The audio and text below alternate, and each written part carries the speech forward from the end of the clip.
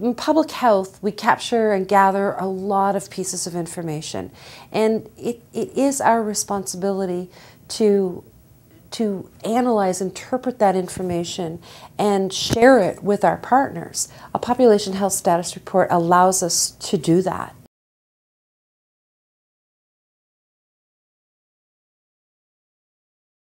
I really would emphasize the importance of having, in most cases, a medical officer of health who is a real champion for it, and senior administration within that health unit as well.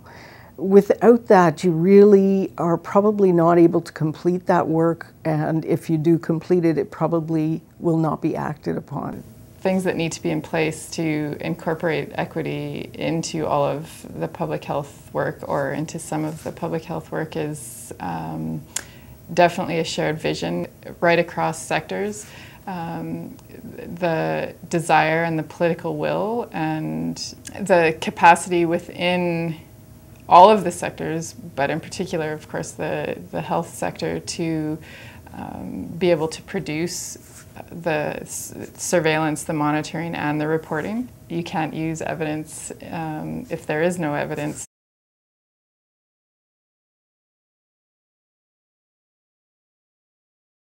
The important thing, I think, is actually that we're doing this work, that we're learning from our own work, we're improving a whole area that's really important to public health, and it's still pretty new. We have to remind ourselves that over the last 20 years we've gained access to all sorts of data, partly because of the access we have through computers. So this whole field is going to progress. When we first started doing health status assessment, we didn't have electronic data either. And that was a difficult thing because we had, birth data that was on paper, and that had to be tabulated by hand. And so when I look now at some of our discussions, we've come such a long way.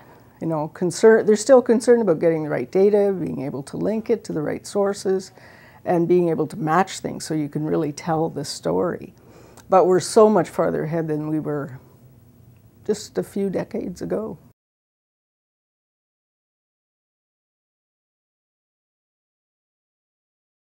I've been around long enough in public health, doing the kind of work that I've been doing, that often people will ask me, why should we spend money on population health assessment when really we should just be taking action? We know enough now. We don't need to say anything more about what we know. We just want to take action. And I think part of being in the learning circle the last few days has also helped me realize that this is part of taking action. It is a way, a tool to change what's happening related to inequities. And if we forget it, if we disregard it as a tool in our tool bag, then we won't be doing public health a real service. The way I've seen it over the last 30, 40 years or so is now that it really has almost, in many situations, become, again, a primary lens in a sense to look at health status. So not for everyone, though. I think it's really, to be honest, sort of within public health for sure, but I don't think it's permeated other aspects of society. Although you do see, in the last year or two anyway, increasing interest in inequity in society in general, independent of its effect on health. Most of our public health people looked forward to getting a health status report. They're just knocking on your door. Is it ready yet? Because they did use it in planning. But also they used it because they knew their communities, they knew these issues, and this was something that could help support them in what they were really trying to achieve in relation to programs and meeting gaps.